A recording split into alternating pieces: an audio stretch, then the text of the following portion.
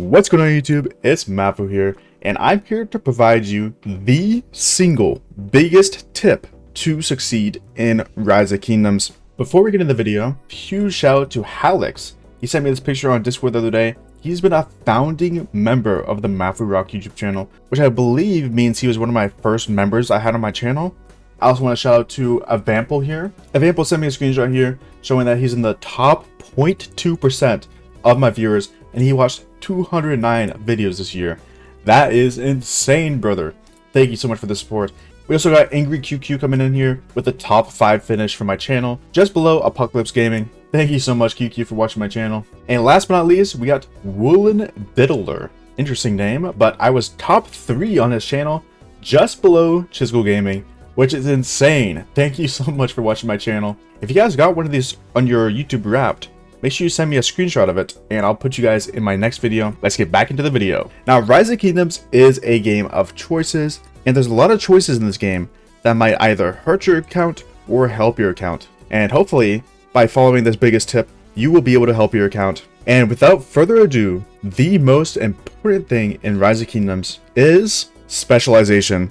Now, I've said this in a previous video before, where if you focus on too many things at once, you will get burnt for it. But I didn't really go in depth on why people think that they should focus on more things at once and how focusing on one thing at a time will benefit you. So I'm going to be talking about that in this video. So first of all, let's look at my commanders and gear sets. You guys might be surprised to see, but I actually don't have that many commanders leveled up to 60. That's because I was very particular with which commanders I focused on. Let's get out of this commander menu, and I'll actually take you through a story through my journey of Rise of Kingdoms, and we can look at that through the mail. Now, if I go to my favorite section and scroll all the way down to the bottom, we actually see reports for my KVK1. Yes, these are reports from my KVK1, and this is actually Kingsland last year. Actually, exactly 1 year ago, I had my Kingsland in KVK1, and let's check out these reports from my single March Sun Tzu 8th of Fled.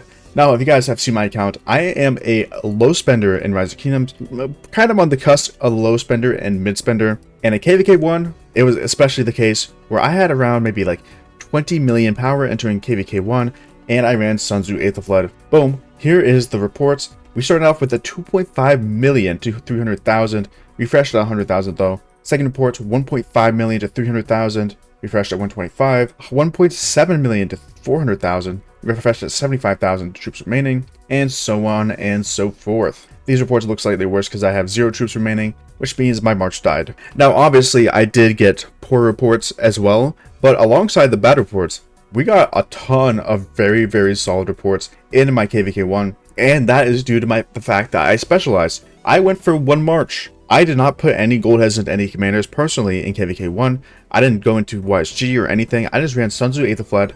I had one gear set. It was infantry. I had an infantry city skin, and that's all I did. But that's not all. That's just KVK1. Entering KVK2, we stuck with the same principle. We ran one march, Alex Sun Tzu. I actually put all my gold heads into Alex in KVK2, and we were actually able to get very, very successful reports. As a 3.7 million, a 3 million, 3.5 million, 2 million, 1.5 million, 1.6 million, and so on and so forth. You guys get the picture. I got some great reports in KVK2, running my single march, Alex Sun Tzu. That actually rhymed, but that's besides the point. Specializing in one march and one gear set has done me very well, and this is also specializing in one armament set. I did all my rerolls in one armament, and I was actually able to kind of pop off in KVK2. I dropped close to 300 million KP as a T4 player with one march. There wasn't many T4 players dropping KP like that. It was majority T5 players dropping a lot of KP. And that's basically where you get to, you kind of caught up with where my account is. I invested in Luce Alex, and I also get a Joan Arthur march going. And then eventually I expertise by Chi, and hey, we're back to the present. But if we go back to the commander tab, now we can look at the commanders. And before moving on to any future marches, I make sure my march is completely finished, quote unquote. Obviously, it could be improved, but we get a full legendary gear set with legendary accessories. Now, I do have a greatest glory for this march. It's on my cab march right now, but it would eventually get put back on my Bai Chi, and we have a full set of armaments, all triple statted, pretty solid, and I'm not going to work on this armament set for a long time, unless I win an Autarch. We'll talk about that in a future video though. Going on to my second march, Arthur Achilles, both expertise, we have a full gear set similarly. Now on this march, we're actually missing a ring that I haven't crafted yet, but I feel like it's more value to craft my archery gear on my QSH. We'll look at that literally in 2 seconds. But if we go to the armaments, as you can see, pretty much completed armaments. Now there is a archer health stat on this armament. I honestly don't want to spend the reset coin on this because I only have 1 remaining, and spending that on the onslaught seems kind of terrible. As a low spender or free to play, these are hard to get. So I can't just go to the shop and buy 3 of them like everyone else can.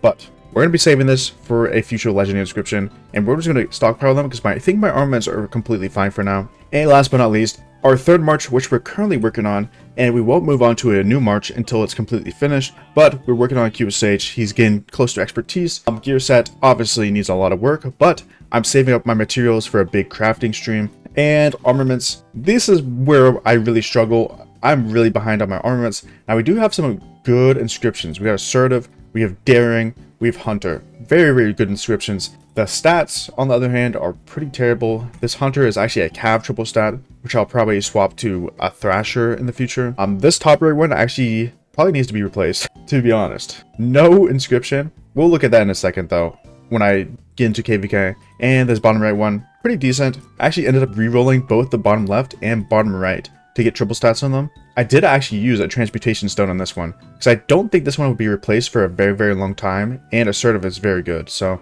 that's with my archer march. Obviously Zhuge Liang, not expertise as well, but he'll get there very soon. I'm actually purchasing dailies for him, so he's going to get up there very soon. And that's kind of my success story with specializing. Now let me explain kind of the reason why people don't specialize in Rise of Kingdoms, even after people like me or every other YouTuber probably has said this, but people should specialize. I swear what happens is people see a tier list posted on YouTube of the best field marches. You see them all the time, Chadsky, Chisgul. I'm not calling them out or anything, but they do post these tier lists of the best field marches for players with all field marches. You know what I mean? They're specifically made for people with all the field marches, and new players or players who are not amazing at the game will see these and they think, oh, I need to run all of these commanders on the field right now.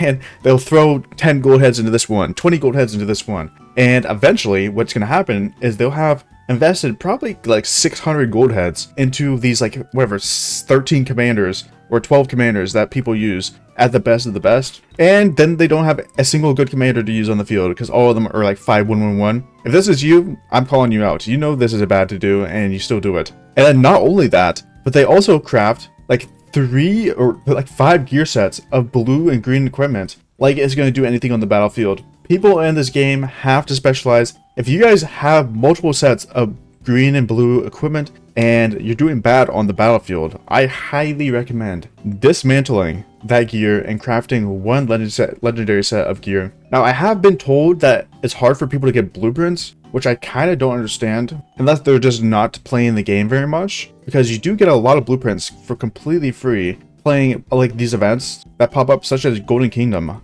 I completed this Golden Kingdom event to 100%. I got all the boxes, and from these chests I actually received blueprint fragments. I believe I got 3 helmet blueprint fragments for Alliance Mobilization. I did Alliance Mobilization and you can get blueprint fragments from it. So there's a lot of events that you just get blueprint fragments and you don't have to spend gems. You just have to be active in playing those events. So I don't really understand why people don't have enough blueprints at this point in the game. Like if you're in Season of Conquest, you should probably have gotten enough blueprints to be able to get a full legendary set of gear. Now there are events like the Hammer event. Hammer event you can play completely free to play. It's one of the best events in the game for that. You just save up the hammers between events and then you use them all at once. I swear these players are getting the 30 hammers you get for free and just spending it on the lower floors, and they don't save it up and go to the 5th floor. Like, I feel like they're just messing up because there's no way you don't have blueprints. But that was a little bit of a rant. That's besides the point. I'm sorry. I got on a tangent there. Anyways, I hope you guys enjoyed this video. I'm sorry for ranting at the end there, but if you did, make sure you leave a like and subscribe. And if this helped you out, drop a comment down below, and I'll see you guys next time. Peace!